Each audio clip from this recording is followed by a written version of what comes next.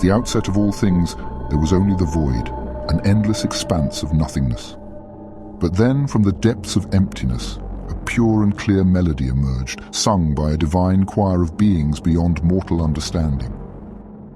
This was the Ainulindale, and from its harmonies and dissonances, the music of the Ainur shaped the very fabric of existence.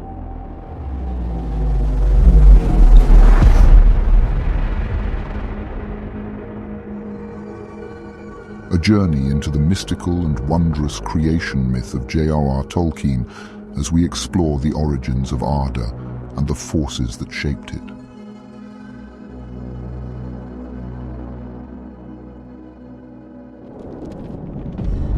In the beginning, before the flow of time and the birth of the universe, in the depths of his timeless halls, there was Eru, the One.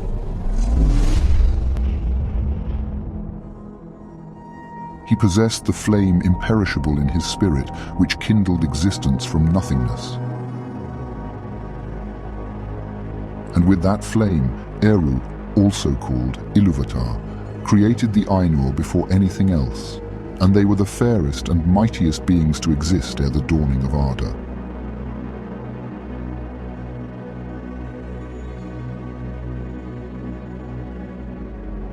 He presented them with thought, in the form of music, and listened as the Ainur picked up his themes and elaborated on them, and let them interpret them as they felt.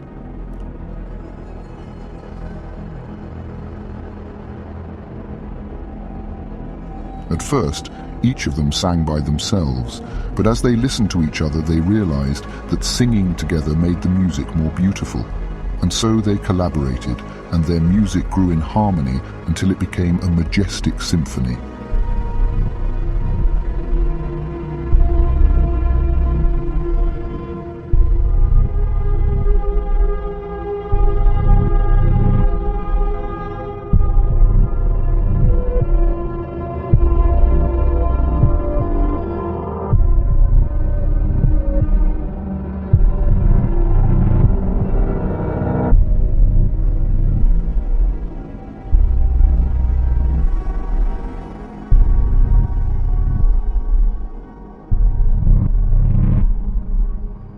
Soon after, Eru Ilúvatar called all the Ainur and declared to them a mighty theme, unfolding to them things greater and more wonderful than he had yet revealed, and asked them to make great music while he sat and hearkened. Then the voices of the Ainur rang forth, as if they were skilled in the art of harps and lutes, and the mournful melodies of pipes and trumpets, and the rich timbre of viols and organs, and like the harmonies of countless choirs singing with words. Thus they began to weave the theme of Ilúvatar into great music, a symphony of divine beauty and power. Through them arose a sound of endless interchanging melodies, woven in perfect harmony that transcended hearing and filled the depths and heights of all places where Ilúvatar's presence was felt.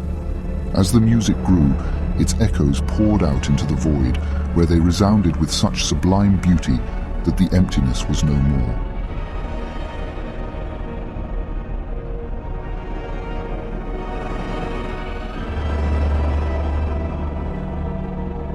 The symphony of the Ainur reverberated through the void, filling it with light and sound, and setting the stage for the coming of the world that is.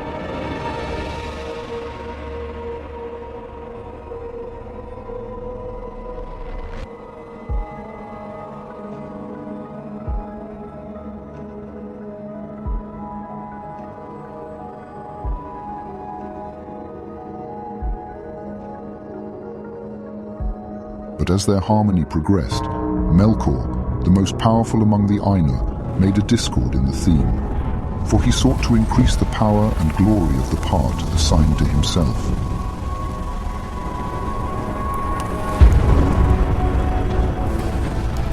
Because of his wanderings in the void in a search for imperishable flame, his thoughts had become strange and unlike those of his brethren. The desire grew hot within him to bring into being things of his own, and it seemed to him that Ilúvatar was not thinking about the void, and he was impatient of its emptiness. Sadly for Melkor, the fire was not in the void, but his rebellion continued in an even stronger echo and many Ainur fell silent before him, and their thought was disturbed. For his music held no harmony, and with violence did he strive to overpower the other music, seeking to drown it out and assert his dominance.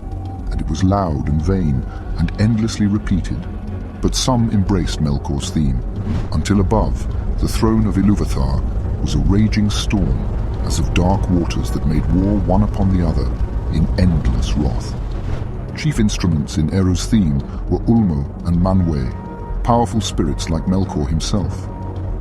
Twice Iluvatar raised his hand, first smiling and then stern, and weaving his beautiful melodies through the discord of Melkor, amid the confusion, whose uproar and contended with it. But there was a war of sound, more violent than before. There were two music progressing at one time before the seat of Iluvatar. In the midst of this strife, whereat the halls of Iluvatar shook, and a tremor ran out into the silences yet unmoved, Eru arose a third time, and his face was terrible to behold. Then he raised up both his hands, and in one chord deeper than the abyss, the music ceased.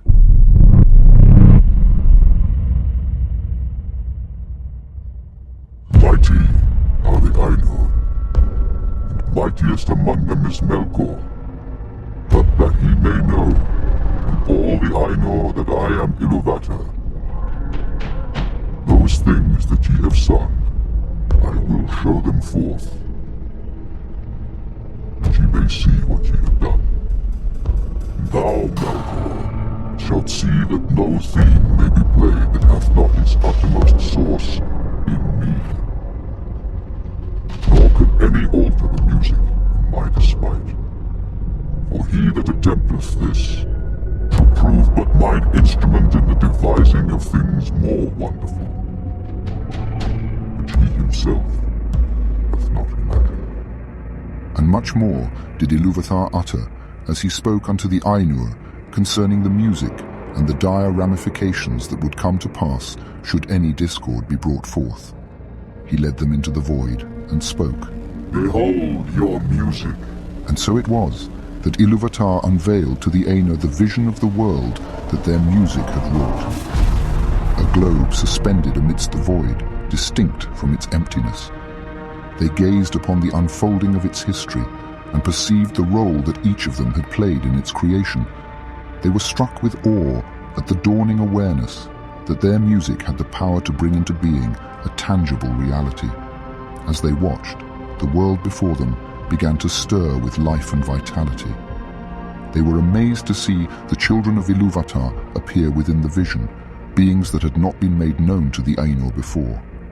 These were the firstborn, the elves, and the followers, the race of men, born of a theme that was not theirs. And they were amazed at their beauty and wonder.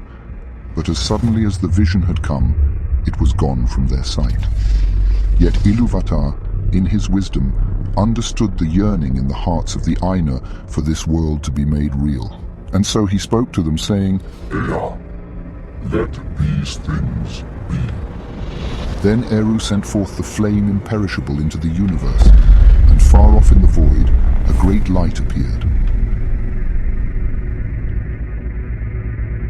Many of the mighty spirits who had dwelt in the timeless halls hearkened to his summons and descended, eager to embody all that they had learned from him and to prepare the world for the coming of his children.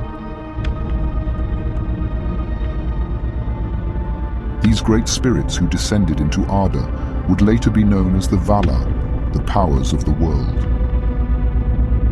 Melkor came among them and feigned, even to himself at first, that he desired to go thither and order all things for the good of the children of Iluvatar, controlling the turmoils of the heat and the cold that had come to pass through him. Yet his heart's yearning was not to cherish the elves and men, but to bring them under his sway, envying the gifts with which Iluvatar had promised to endow them. He coveted dominion and followers, longing to be hailed as the Lord and to rule over the wills of others.